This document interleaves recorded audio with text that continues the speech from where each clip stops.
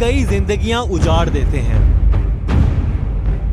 बकरे का दिल, उल्लू की आंखें, जंग आलूद कील, खून में डूबी सुइयां, कब्रिस्तान की मिट्टी, खौफनाक बातों की पोटली और चंद ख्वाबों में बंधे तावीज, यही हैं वो हथियार जो हमारे मुआशरे के कई घर उजाड़ चुके हैं।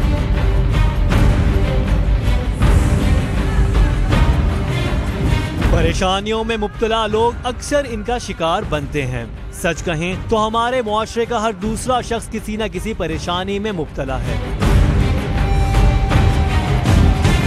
बढ़ते हुए मसाइल के हल की तलाश में अक्सर लोग किसी मसीहा को ढूंढने के लिए मारे मारे फिरते हैं। अलमिया ये है कि ज्यादातर लोग असल रास्ते से ही भटक जाते हैं। जादू बरहक है, लेकिन हर मर्ज जादू नहीं होता। हमसे ऐसे ही एक शख्स की बीवी ने राब्ता किया जिसका दावा है कि वो काले जादू का शिकार हो गया है और काले अमलियात का माहिर नस्ल दर नस्ल उसे लूटता चला आ रहा है,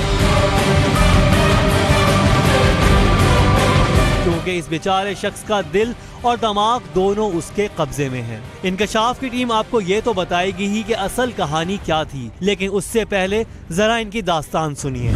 काले इल्म के साथ सब कुछ, जैसे किसी को मरवा देना, दिल बांध देना, दिमाग बांध देना, सुइयां लगा देना, गुड्डा बना के सुइयां लगा देना, कारोबार बंद कर देना, ये सारा काले इल्म के साथ ही तो होता है। काले इल्म का शिकार बनने वाले एक मासूम शख्स को बचाने के लिए हम 2 माह तक क्या कुछ करते रहे वो तो हम आपको बताएंगे ही, लेकिन पहले देखिए कि उन्हें हुआ क्या था।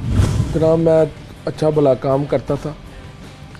किसी ने, मेरा दोस्त था पहले, वो मुझे माल देता था, उसने पैसे खाने के लिए मेरे ऊपर काला इल्म करवाया। आप काम क्या करते हैं? मैं छोटा सा स्क्रैप का काम करता था। काम करते थे आप? जी। और ये कितने से पुरानी बात बता रहे हैं आप? ये 1900 तकरीबन 91-92 की बात है। 25 साल से जादू का शिकार ये शख्स जिस अजियत से गुजर रहा है उसका सिर्फ अंदाजा ही लगाया जा सकता है। उनके मुताबिक काले जादू के भी कुछ शोबे होते हैं। ये इनके शोबे हैं, ये करने वाले हो रहे हैं, बताने वाले हो रहे हैं और निकालने वाले हो रहे हैं। ये इनके 3 शोबे हैं। अच्छा, ये आपको इन्फॉर्मेशन होगी? हाँ। रही बात है, आप 1992 से सारी हाँ, मैं देखा जी, तकलीफ का पता तो 1-2 दिन में चल जाता है।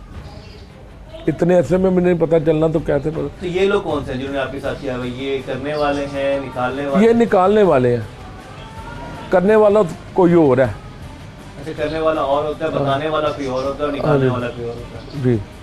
और ये जो निकालने वाले इन्होंने उल्टा आपके, ये जो निकालने वाले वो सबसे जालिम है। ये इंसान को फंसा लेते हैं। जाहिर है उसके बगैर आप ठीक नहीं हो सकते।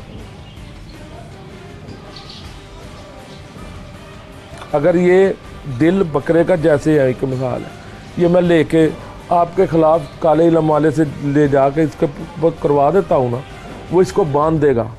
जब मैं इसको दबाऊंगा ना कब्रिस्तान में, आपका दिल ऐसे बन जाएगा। अच्छा, आप बेकार हो जाओगे। जब तक ये खुल के ज़ाया नहीं ना होगा, आप ठीक नहीं हो सकते। काले इल्म के शोबे अपनी जगह, लेकिन इनके साथ क्या हुआ वो भी जानिए। ये मुझे माल देता था, बस इसने देखा है कि मेरे पास पैसे हैं थोड़े से, खाने के बहाने इसने मेरे ऊपर ये करवाया। ऐसा होता था कि मैं पागल हो जाता था, जो कमाता था उसको दे आता था। तो आपको ये कैसे पता चला कि उसने आपको कुछ करवाया? क्योंकि मुझे सुकून ही नहीं मिलता था उसके मिले बगैर। क्या वजह थी? इतनी तो नहीं कोई वजह कि इतनी, माँ बाप के बगैर भी इंसान रह लेता है। तो ये तो नहीं कि बंदा किसी के पीछे जाए। अपना काम छोड़ के मैं उसके पीछे जाता था। कारोबारी दुश्मनी, हसद या कोई और वजह, ये शख्स माँ बाप से ज्यादा किसी दूसरे को सोचने लगा था। जो कमाता था उसे दे आता था। आखिर क्या था उस कहानी के पीछे? ये एक ऐसी कहानी थी जिसे खोजने के लिए इंकशाफ की टीम भेस बदल कर उस खतरनाक आमिल से मुतअद्दिद बार मिलती रही और फिर हम माहिर नफ्सियात से भी इस हवाले से रुजू करते रहे। हमने कहानी को हर रुख से जांचने की कोशिश की क्योंकि हम इस शख्स के असल मसले तक पहुंचना चाहते थे। माहिर नफ्सियात ने सारी दास्तान सुनने के बाद क्या कहा, आइए देखते हैं। जैसे ये बता रहे हैं कि वो दुश्मनी थी आपस में, जो बंदा इनका पार्टनर था, ठीक है। अब उसका फियर एक पॉसिबल है कि उस टाइम पे ये यंग थे जब, ठीक है, तो 21 साल के थे उस वक्त। हाँ, ये पॉसिबली कि ये टेरिफाइड हो गए, उसकी बातों से डर इनके दिल में बैठ गया, पॉसिबल है, ठीक है। डर किसी भी बहादुर से बहादुर इंसान के दिल में भी बैठ सकता है, ठीक है, वक्ती तौर पे। मगर फिर वो डर चेंज हो गया, वो इन बातों में आ गया। मतलब वो जब ये गए और जैसे इनको पता नहीं उस अमल के पास किसने भेजा कि ये उसी के पास जाके इनको पता चला कि जी बस इसी से मैं ठीक हो सकता हूँ, उसने कैप्चर कर लिया ना इनको, तो ये बार बार उसी को जाके उसी को पैसे देते रहे। माहिर नफ्सियात के अंदाजे अपनी जगह दुरुस्त होंगे, लेकिन अब्दुल रहमान की कहानी कुछ और है। इस उलझी हुई कहानी के कई मोड़ हैं। अभी कई सवाल उठेंगे कि आखिर ऐसा क्या था जिसने इस शख्स को तकरीबन 25 साल से अजियतनाक जिंदगी गुजारने पर मजबूर कर रखा है। उसको मैंने अपने वाला काम भी शुरू करवा दिया। अच्छा। उसने मेरा माल चोरी किया, बस उसके साथ मेरी उसकी लड़ाई हुई है। उसने मेरे ऊपर ऐसा करवाया कि मैं मरने से बचाऊं। मेरा दिल, दिमाग और ये गुड्डा बना के सुइयां दबाई हैं, इतनी तकलीफ में था मैं क्या आप बता नहीं सकता। काले जादू के माहिर आमिल पुतला बनाकर उसमें सुइयां लगा देते हैं, दिलो दिमाग पर कब्जा जमा लेते हैं।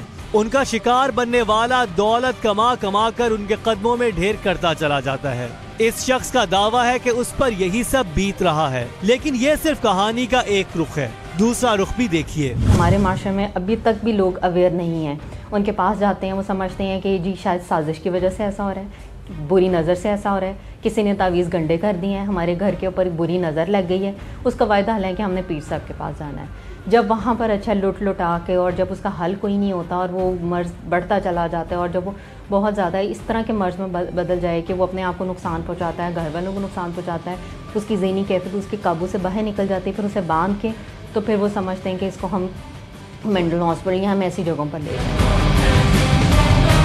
माहिर नफ्सियात की राय में अब्दुल रहमान का मसला काला जादू नहीं है, उस पर तो हम बाद में बात करेंगे, लेकिन उससे पहले इन साहब पर गुजरने वाली कैफियत को जान लें।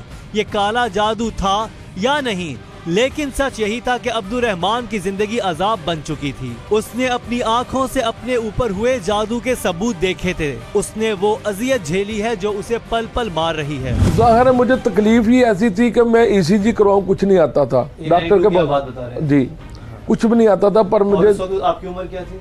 तकरीबन मेरी उम्र थी 21-22 साल। आप गए किसके पास थे? वो जो वजीर खां की मस्जिद पे था पहले, अब वो समनाबाद है। क्या नाम है उसका? उसका नाम फरीद है। क्या मतलब वो क्या कह रहा है? वो उसके पास चीजें हैं। नहीं जैसे होता है कि मुख्तलिफ इन लोगों ने अपने नाम रखे होते हैं, आमिल बाबा फलाना, आमिल बाबा, क्या उससे? ये उसने अमल नहीं लिखा, इस तरह मोहम्मद शरीफ काला इलम की कार्ड करने के माहिर लिखा हुआ है, वो कार्ड भी छुपाए उसने। इसी कार्ड भी है, मोहम्मद शरीफ काले इलम की कार्ड करते हैं जी। जी उसके पास गया था, वाकई उसके पास चीजें हैं। डॉक्टर कहते रहे कि ये शख्स तंदुरुस्त है। ECG रिपोर्ट में दिल ठीक था, लेकिन फिर भी दिल जकड़ा जाता था और सुइयां चुभती महसूस होती थीं। इस शख्स का कहना है कि उस आमिल के पास कुछ ऐसी चीजें हैं जिसकी वजह से ये उसके शिकंजे में फंसकर रह गया है।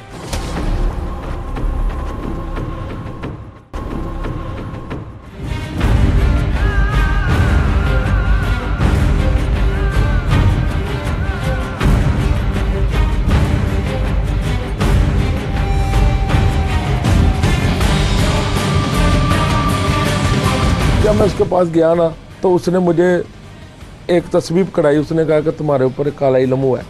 वाकई मुझे भी महसूस होता था कि मुझे क्या है, अच्छी भली मैं ज़िंदगी गुजारा था, अच्छा बड़ा तंदुरुस्त था मैं। जब उसके पास गया हूँ उसने कहा कि तुम्हारे ऊपर काला इल्म है। जब उसने कहा मैं अभी निकाल देता हूँ, उसने मेरे हाथ नीचे रखे हैं और तस्वीर सिर्फ पकड़ी है। जो कुछ था ना वो एक बकरे का दिल, गुड्डा और तवीज़, ये चीज़ें मेरे हाथ में आई हैं।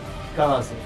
वो उसके पास चीजें थी वो पकड़ के लाई हैं। कब्रों की मिट्टी भी थी साथ। अच्छा, आपने वो चीजें कैसी देखी? कब्रों की मिट्टी और वो दिल कहाँ से आया?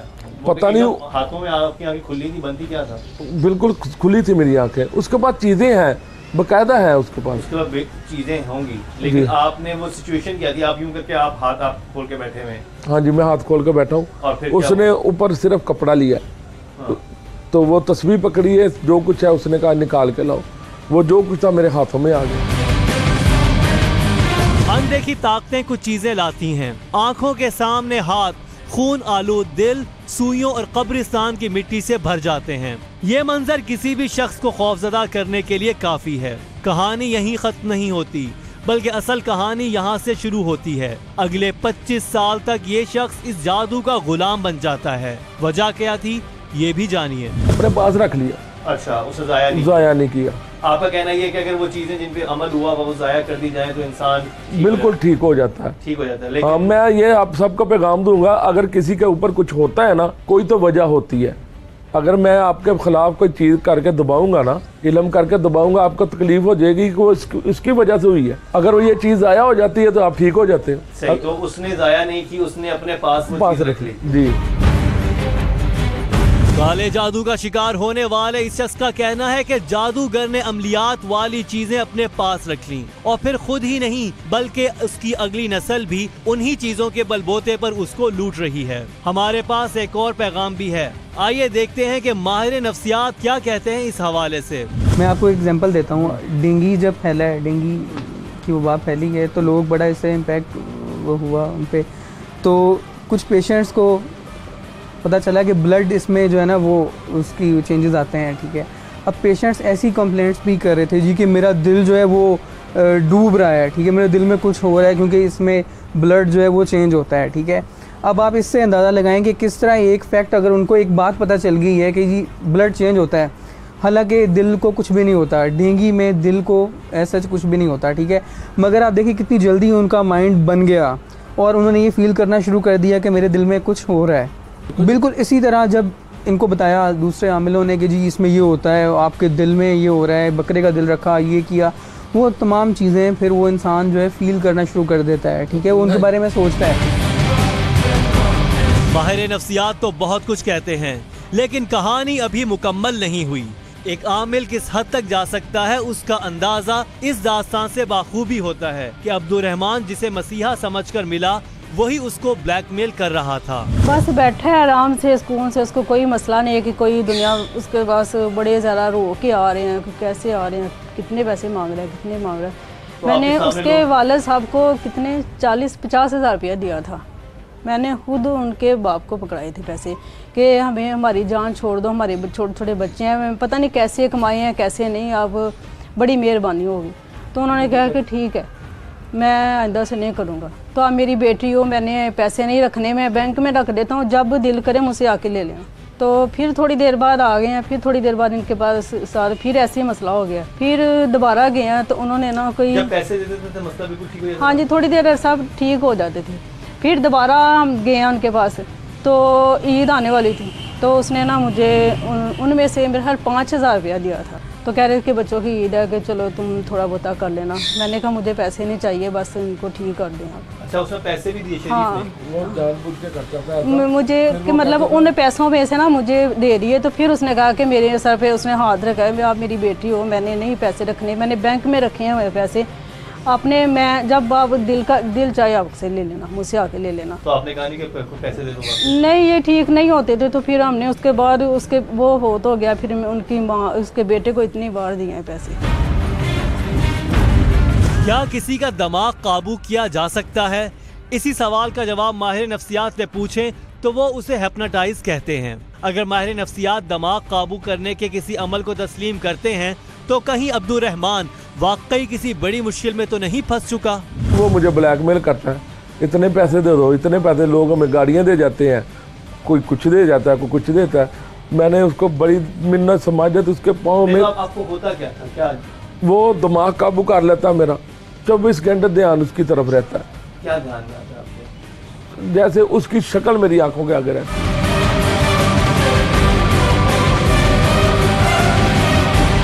वो अब्दुर्रहमान से इत्तफाक करते हैं कि उन्होंने जो तकलीफ महसूस की वो दुरुस्त है और ये भी कहते हैं कि आमिल दिलो दिमाग काबू कर सकते हैं। क्या फिर अब्दुर्रहमान वाकई बुरी तरह फंस चुका है? तकरीबन 25 साल से लुटने के बाद अब उसे उम्र भर यूं ही कमा कमा कर आमिल के कदमों में ढेर करना होगा? इन सवालों के जवाब भी तलाश करेंगे, लेकिन पहले 1992 से आमिल के चंगल में जकड़े इस शख्स की ये दास्तान सुने।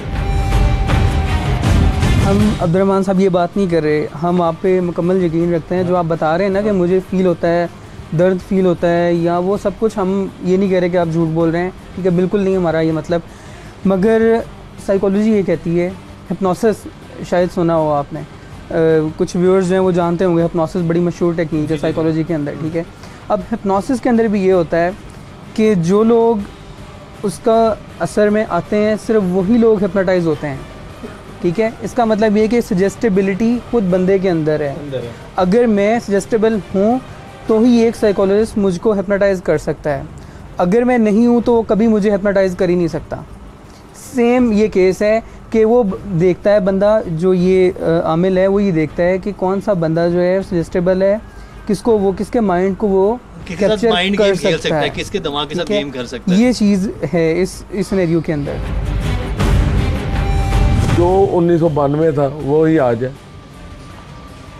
जिस वक्त वो तकलीफ जी, जो तकलीफ उस वक्त थी इस वक्त भी ये वही तकलीफ है। तो ये कितने अरसे बाद ये तकलीफ होती है कि आप ये जो सुई लगती है वो मुझे लगती रहती है।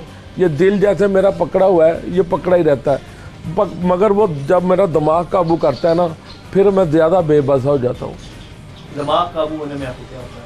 दिमाग काबू होने में उसकी तरफ ध्यान रहता है। फिर मैं उसको दिन में 30-30, 40-40 फ़ोन करता हूँ, वो मेरा फ़ोन नहीं उठाता, ताकि मेरे पास आए पैसे दे बस। और आप अब तक कितने पैसे दे चुके हैं उसे? कुछ आइडिया आपको? तकरीबन 8-10 लाख रुपए। आप कितने अरसे बाद आपकी कैफियत हो जाती है और आप जाते हैं उसको पैसे देते हैं? तकरीबन 10-15 दिन बाद। 10-15 दिन बाद। और वो खुद कहता है इतने पैसे दो या क्या होता है? हाँ, वो पैसे के लिए तो ऐसे करता है। नहीं तो वो क्या कहता है, अपने मुंह से कहता है कि मुझे इतने पैसे दो? हाँ, वो जब मैं जाता हूँ मुझे सुनाता, मैं दिल खोलने का 5-5 लाख रुपया लेता हूँ। तो आपने उसको कहा नहीं कि भाई 1992 से तुम मेरे साथ ही कर रहे हो? बड़ी दफ़ा कहा मैंने। मैं आपको बताऊँ कि मैंने बड़ी मिन्नत समाजत, मेरी वालद भी इसके पास गए थे। वो सन 2000 के फोत हुए हैं, उससे पहले के इनके तरले मिनते करने हैं। नहीं, ये जो कहना मुझे यही कहता है कि तुम्हें पता चल गया कि हम क्या करते हैं।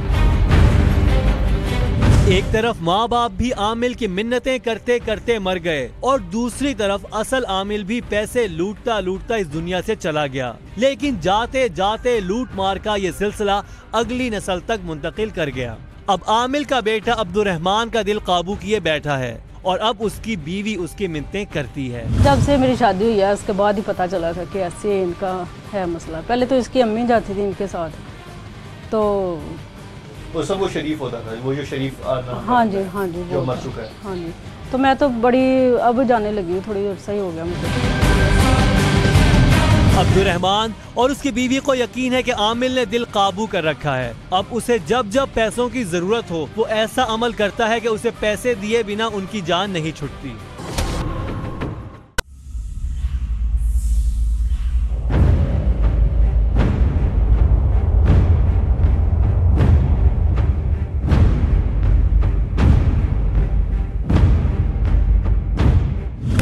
थोड़ा ही अरसा निकलता है, गुजरता है ना, तो हमारे साथ ये मसला शुरू हो जाता है। हम अपने बच्चों के साथ शेयर नहीं करते क्योंकि बच्चे क्या सोचेंगे, बड़ी बच्ची हो गई है, बेटा है मेरा, और किसी के साथ में नहीं बात करती। अपने भाइयों के साथ भी मैं अब बात कभी कभी करती हूँ, इतनी ज़्यादा नहीं करती। माहिर नफ्सियात की तमाम बातें अपनी जगह, लेकिन सच यही है कि ये मियाँ बीवी इस जादू का इलाज करवाने के लिए जिस मसीहा के पास गए वही लुटेरा बनकर लाखों रुपए उनसे लूटता रहा। तो मैंने बड़ा ही फ़ोन भी करती हूँ, वैसे भी जाती हूँ, जब जाते हैं जाया कर दूंगा, मैं निकाल दूंगा, जाया कर दूंगा। पता नहीं कैसी वो चीज़ें खुद ही बना के दे देता है, जो पक्की चीज़ें हैं ना वो नहीं देता। बस चीजें क्या देते हैं? असल चीजें वो यही जो जिसके ऊपर असर सही हुआ है, जिसकी वजह से तकलीफ होती है, मट्टी में कील लगा लो या कोई और चीज़ लगा लो, ऐसे तवीज़ वगैरह गंदे गंदे बना के मैं दे देता है कि चलो फेंक दो पानी में तो आप ठीक हो जाओगे। तो थोड़ी देर बाद में फिर ऐसे हो जाते हैं। ये असल चीज़ें नहीं वो जाया करता। हाँ। वो असल चीज़ें अपने पास रखता। उसकी एक बहन है, वो भी ऐसे यही काम करती है। वैसे आप जाएं और बात करने में बिल्कुल ठीक ठाक है साहब, आराम से बात करें। हाँ, बात करें। नहीं, जब ये पुलिस गई तो फिर उसके साथ ये मेरे पास रिकॉर्डिंग है, वो बड़ा मुझे मेरे साथ बोला, अब ये वो टांगों से पा जाए पर उसकी बोली आप सुनो, ऐसा पुलिस वाले मेरे कदमों में आगे देखते हैं। अरे साहब, ये कौन से पुलिस वाले हैं जो इस आमिल के कदमों में गिरते हैं? कहीं इनका दिल भी अब्दुर्रहमान की तरह उस आमिल के कब्जे में तो नहीं? बहुत सारे नफ्सियाती मरीज़ हैं, वो पीरों फ़कीरों के पास इलाज के लिए जाते हैं, जबकि उनका सही इलाज जो है वो साइकियाट्रिस्ट या साइकोलॉजिस्ट के पास है। वो किसी से घर में जिक्र नहीं करता, कहीं से उसको पता ही नहीं है कि काउंसलिंग लेवल पे भी मैं मदद ले सकता हूँ और इसका भी कोई हल है। और उससे क्या होता है, वो मर्ज़ में भी कि उसका डिप्रेशन इख्तियार कर जाए या कोई इससे बड़ा मर्ज़ वो इख्तियार कर ले। हमने अब्दुर्रहमान और माहिर नफ्सियात की मुलाकात करवाई, तमाम सूरत हाल माहिरीन के सामने रखी। अब एक नई कशमकश शुरू हो चुकी है। माहिर नफ्सियात किसी जादू को तस्लीम नहीं करते, जबकि अब्दुर्रहमान को पूरा यकीन है कि वो काले जादू की पकड़ में हैं और ये यकीन गुज़श्ता 25 सालों में तनावर दरख्त बन चुका है। देखो जी, जो तकलीफ है वो तो तकलीफ है ना, वो वहम तो नहीं हो सकता। अगर मैं यहाँ आपको नहीं बता सकता, आप जो भी हैं डॉक्टर हैं, आप मुझे बताएंगे तो पता चलेगा ना। मैं कैसे जजमेंट कर लूँगा कि आप डॉक्टर हैं? डॉक्टर आपको बस ये कह दे कि कुछ भी नहीं है आपको। आप हमारे हिसाब से बिल्कुल ठीक है। सही। ये देखो, जो मैं आपको बता रहा हूँ ऐसे होता है। सही। 100% ऐसे होता है। ऐसे ही लोगों को लोग फंसाते हैं और उनकी ज़िंदगी बर्बाद करते हैं। अच्छा, मैं एक सवाल ये करना चाह रहा हूँ कि इस वक्त के शरीफ ने बेसिकली आपके साथ ये किया था जी, उसने ये चीज़ें मंगवा के अपने पास रखी थी। यही इल्म उसकी के पास है। जब मैं और मेरी वाइफ पहली दफ़ा उसको 50,000 रुपया दिया था ना, तो हमें कहते हैं क्या मुझे क्या दे रहे हो, इतने पैसे तो मरकम पे लग जाते हैं। किस पे लग जाते हैं? मरने पे लग जाते हैं इतने पैसे जितने मुझे दे रहे हो। अच्छा, उसको ये शरीफ ने कहा था आपको? जी, और शरीफ वो फिर सारी चीज़ें जो आपको लगता है कि आपके ऊपर हुआ हुआ है वो सारा फरीद को दे गया? फरीद को दे गया। वो इससे पहले उसका बाप करता था, फिर ये करता है, जो मर गया जो शरीफ, अब ये करता है। ये तो बड़ा जालिम है, पाँव से लंगड़ा है, पर इल्म तो उसने मुंह के साथ ही पढ़ना ना, काम तो दौड़ के। वक़ास साहब, आपको क्या लगता है, क्या जिस कंडीशन में है, जिस पेन से गुजर रहे हैं, आप इस हवाले से साइकोलॉजी क्या कहती है? देखें, साइकोलॉजी तो ये कहती है कि इस तरह की कोई चीज़ नहीं होती, ठीक है। पैरासाइकोलॉजी जो ब्रांच है साइकोलॉजी की, ठीक है, वो इन ऐसे फिनोमेना को स्टडी करती है, ठीक है, मगर हमें कोई साइंटिफिक प्रूफ नहीं मिलता है इसका, कहीं से भी नहीं मिला आज तक। जितने जर्नल्स, आर्टिकल, रिसर्च है, कहीं से भी नहीं मिलता है, ठीक है। इसलिए साइकोलॉजी जो है वो इसको नहीं मानती। माहिर नफ्सियात और अब्दुर्रहमान दोनों ही एक दूसरे की बात तस्लीम करने को तैयार नहीं थे। हमारे लिए ये एक टेस्ट केस बन चुका था, क्योंकि ये सिर्फ एक अब्दुर्रहमान का मसला नहीं, बल्कि हमारे मुआशरे में हजारों अफराद इसी तरह आमिलों के चुंगल में फंसकर नस्ल दर नस्ल लुटते चले आ रहे हैं।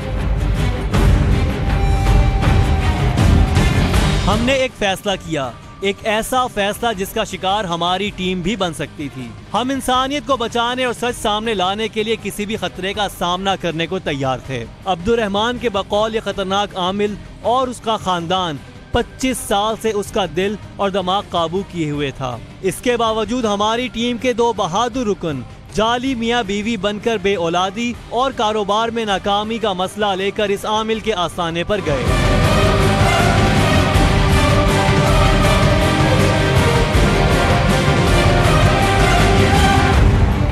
ये वही कमरा था जहां अब्दुर्रहमान जाकर लाखों लुटा आया था। अब हमारी टीम के रुकन इस कमरे में इसी आमिल के सामने थे। उसने अब्दुर्रहमान पर जादू का सुनकर उसके दिल पर कब्जा जमा लिया।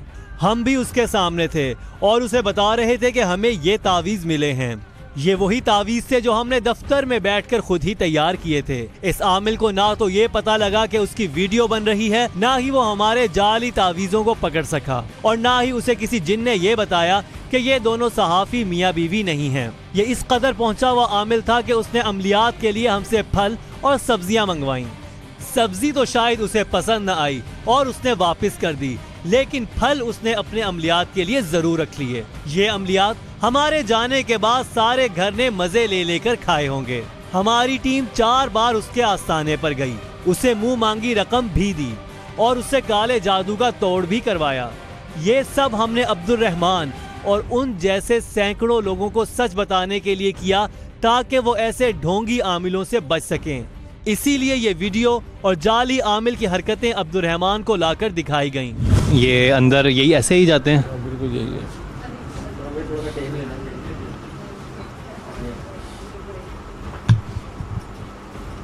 हाँ, यही बैठा है, इधर ही बैठता इधर ही बैठता है ना? हाँ। यही कमरा है।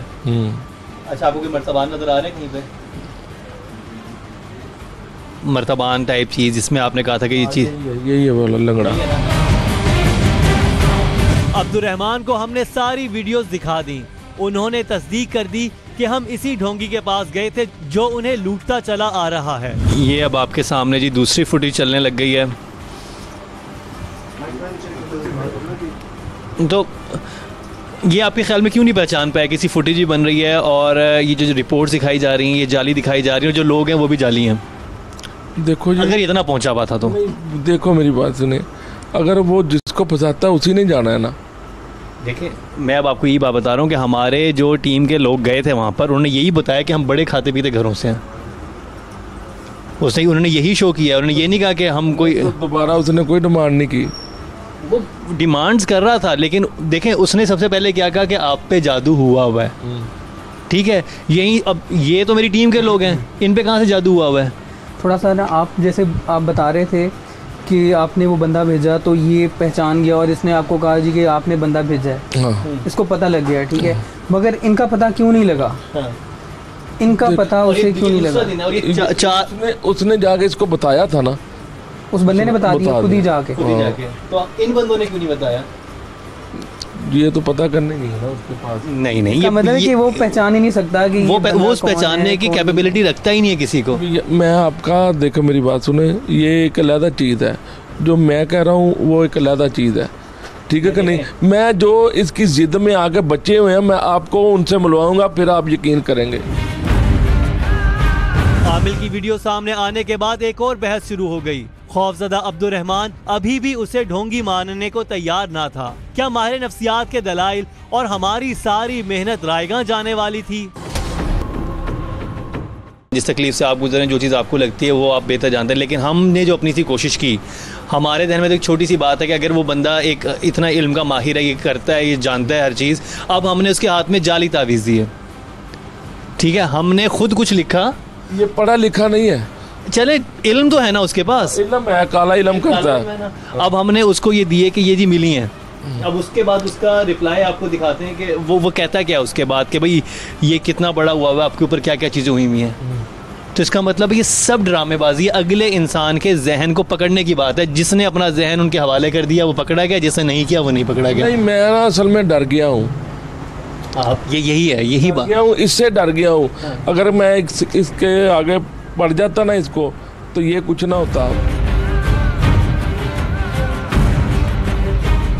खौफ का बुत टूटने वाला है। अब्दुर्रहमान ये तस्लीम करने लगा है कि वो अपने खौफ का शिकार हो गया था। 25 साल से लुटने का ये सिलसिला अब खत्म होने को है। इस खौफ की फिजा को खत्म करने के लिए हमने इस आमिल को खुला चैलेंज भी कर दिया। ऑन कैमरा मैं बात कर रहा हूँ, सही है, ये मेरा शो चल रहा है, ठीक है, मेरा नाम मुकर्रम कलीम है, वालदा का नाम भी बता दूंगा। अब आप कुछ कर सकते हैं तो कर लें मेरा, ठीक है। अब यही है ना, इससे बड़ी बात को मैं नहीं बोल सकता। मैं उसके सामने उसको चैलेंज करूँ, वो शो देखेगा, उसको मैं फ़ोन करवाऊंगा कि R24 पे चैनल पे ये जरूर शो देखना, और मैं तुम्हें ये कह रहा हूँ कि तुम जो कर सकते हो कर लो।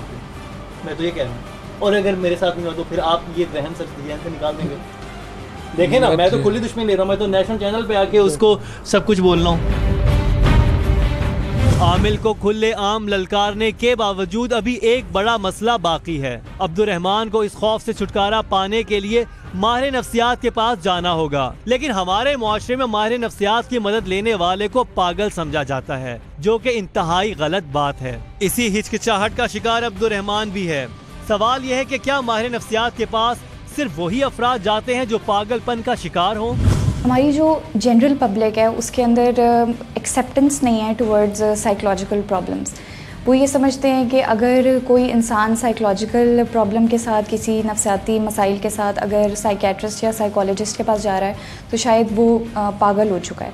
एक्चुअली ऐसा नहीं होता, क्योंकि नफ्सियाती मसाइल में सिर्फ पागलपन जो है वो नहीं आता, उसमें कुछ ऐसी चीज़ें होती हैं, जैसे हमारे पास आम लोग, नॉर्मल लोग भी आते हैं, जैसे स्ट्रेस मैनेजमेंट के लिए, एंगर मैनेजमेंट के लिए, या डिसीजन मेकिंग में अपनी जो प्रॉब्लम सॉल्विंग है उसके लिए। हम सिर्फ गाइडलाइंस दे सकते हैं, हम सिर्फ काउंसलिंग कर सकते हैं। और बहुत सारे जो नॉर्मल लोग हैं, अपने ऐसे मसाइल जिनके जो उनको हल करने मुश्किल लग रहे हैं अपनी ज़िंदगी में, उसके लिए भी वो क्लिनिकल साइकोलॉजिस्ट या साइकोलॉजिस्ट से हेल्प ले सकते हैं। हमने मुख्तलिफ माहिर नफ्सियात से गुफ्तगू की, सब ने हमें यही बताया कि आम इंसानों को भी कामयाबियों के हुसूल और मामूली मसाइल के हल के लिए माहिर नफ्सियात की जरूरत होती है। इसमें ना तो किसी शर्मिंदगी की जरूरत है और ना ही ये कोई गैर फितरी अमल है। ऐसे लोग आते हैं जो साइकोलॉजिकल प्रॉब्लम्स का शिकार होते हैं, जिसमें हमारे कुछ साइकोलॉजिकल डिसऑर्डर्स आ जाते हैं, जैसे शिज़ोफ्रेनिया है, ऑब्सेसिव कंपल्सिव डिसऑर्डर है, बाइपोलर डिसऑर्डर है, बॉर्डरलाइन पर्सनैलिटी डिसऑर्डर है, जिनको आम तौर पे लोग पागल के नाम से मतलब जानते हैं सोसाइटी में, वो लोग भी इलाज करवाते हैं। उसके अलावा अब इसकी अवेयरनेस इतनी ज़्यादा है कि लोग छोटी जो जहनी मुश्किलात हैं उसके लिए भी इलाज के लिए हमारे पास आते हैं। जैसे अपने टाइम को मैनेज करना, वो सीखने के लिए स्टडी करने के बहुत से तरीके होते हैं कि उनको कैसे पढ़ के अच्छे ग्रेड्स लाने एग्ज़ाम में, वो सीखने के लिए स्ट्रेस को, आम इंसान को अपना स्ट्रेस मैनेज करने के लिए भी कुछ टेक्निक हम सिखाते हैं कि वो अपने रोज़मर्रा का जो स्ट्रेस है उसको कैसे मैनेज कर सकते हैं। जॉब का स्ट्रेस है, कलीग्स के साथ कोई कॉन्फ्लिक्ट हो जाता है वो स्ट्रेस है, स्टडीज़ का स्ट्रेस है, घर में कोई कॉन्फ्लिक्ट हुआ हुआ है उसका स्ट्रेस है। पेरेंट्स हमारे पास बहुत आते हैं कि बच्चों को कैसे ग्रो अप किया जाए, कैसे उनकी पर्सनैलिटी को ग्रूम किया जा सकता है। मेरे पास अब सवाल ये, जो व्यूवर्स भी उनको मैं ये उठाना चाह रहा हूँ कि आपने फुटेजेस भी सारी चलती हुई देखी, हमने उसमें हुई हुई बातें भी आपको बहुत सारी बताई। आखिर क्यों मेरी टीम के लोग उसी जाली आमिल के पास 4 दफ़ा गए, उनमें से किसी को कुछ भी नहीं हुआ, और उन्होंने एक झूठी सच्ची कहानियाँ उसको सुनाई, उसको कुछ भी पता नहीं चला, उसकी इवन हिडन फुटेज बनाई, उनको कुछ पता नहीं चला। तो आखिर इस बात से साफ पता चलता है कि वो इंसान झूठ बोला। लेकिन जो असल बात है कि अगर वो सब झूठा है तो आखिर इनको जो तकलीफ़ है उसका भी तो कोई हल होना चाहिए ना वकास साहब। ये जिस दर से गुजर रहे हैं उसका भी तो कोई मेडिकली या साइकोलॉजिकली में यहाँ पे ना बहुत इम्पोर्टेंट बात है, बहुत इम्पोर्टेंट बात, ये मैसेज व्यूअर्स के लिए बड़ा इम्पोर्टेंट है कि जब भी कोई आपको चेंज फील होता है अपनी थॉट्स में, फीलिंग्स में, कुछ भी तरह से, ठीक है, तो आप लाजमी तौर पे साइकेट्रिस्ट और साइकोलॉजिस्ट से कंसल्ट करें, कम से कम एक दफ़ा उनके साथ शेयर करें, उनको अपना मसला बताएं, वो आपको लाजमी तौर पे हेल्प आउट करेंगे। ठीक है, लाहौर के बाकी सब बड़े शहरों के तमाम हॉस्पिटल्स के अंदर सरकारी साइकेट्रिस्ट और साइकोलॉजिस्ट बैठते हैं और बहुत एफिशिएंट हैं, बहुत अपना काम वो सर अंजाम दे रहे हैं अच्छे तरीके से। तो मसला ये कि लोगों को पता नहीं होता, ठीक है, वो जाते हैं और वो गलत साइड पे चले जाते हैं। जब उनको आराम नहीं आ रहा, उनको सुकून नहीं मिल रहा, तो ये ऐसे आमिलों के चुंगल में फंस जाते हैं जाके। जो आपको डिसऑर्डर्स होते हैं ये बहुत नॉर्मल होते हैं, ये हर 10 में से 1 इंसान को हो सकता है बालिग उम्र में, जिसमें आपको हेलुसिनेशन भी हो सकती है, जिसमें आपको आवाज़ें भी सुनाई दे सकती हैं, और ये बहुत नॉर्मल है, दुनिया भर में होता है, और ये मेडिकली ये ठीक हो जाता है। मैं आपको बता रहा हूँ जो जिन चीज़ों का आप जिक्र कर रहे हैं इसकी प्रॉपर मेडिकल टर्म्स हैं। ठीक है, हमारे यहाँ लोग ये समझ जाते हैं कि हमारे पे जादू करवा दिया गया है, या हमारे साथ ये हो गया, या हमारे साथ ये हो गया, लेकिन आपने सब कुछ ट्राई किया, आपने इतने सारे पैसे हर जगह भी दिए, आप सिर्फ एक महीना किसी बहुत अच्छे साइकोलॉजिस्ट और साइकोलॉजिस्ट वो होता है जो डायग्नोस करेगा, साइकियाट्रिस्ट वो होगा जो आपको प्रिस्क्राइब करेगा कि इसके साथ मेडिसिन कौन सी लेनी है। अगर आप ये करने को तैयार हैं तो यकीन मानिएगा आपको देखा देखी पता नहीं कितने लोग इस तरह के 2 नंबर जारी लोगों से निकल आएंगे। आप अगर आपकी नज़र में कोई है तो मुझे ले जाएं उसके पास, मुझे कोई इतराज़ नहीं। एक तवील जिद्दोजहद के बाद हम अब्दुल रहमान को ये बावर कराने में कामयाब हो गए कि उनके मसाइल का हल इस ढोंगी आमिल के पास नहीं बल्कि माहिर नफ्सियात के पास है। उन्होंने 25 साल जिस तरह मेहनत मजदूरी की कमाई लुटाई वो तो वापस नहीं आ सकती, लेकिन यकीनन अब कोई उनसे उनकी रकम नहीं छीन सकेगा। अब वो चैन की नींद सोएंगे और अब उनके दिल में सुइयां इंशाल्लाह नहीं चुभेंगी। अगर आपका कोई अजीज ऐसे ही किसी मसले का शिकार है तो उसे खुदारा उस आमिल के चुंगल से निजात दिलाइए और उसे किसी माहिर नफ्सियात के पास लेकर जाइए, क्योंकि उसे इलाज के सही रास्ते पर लाना आपका भी फर्ज है।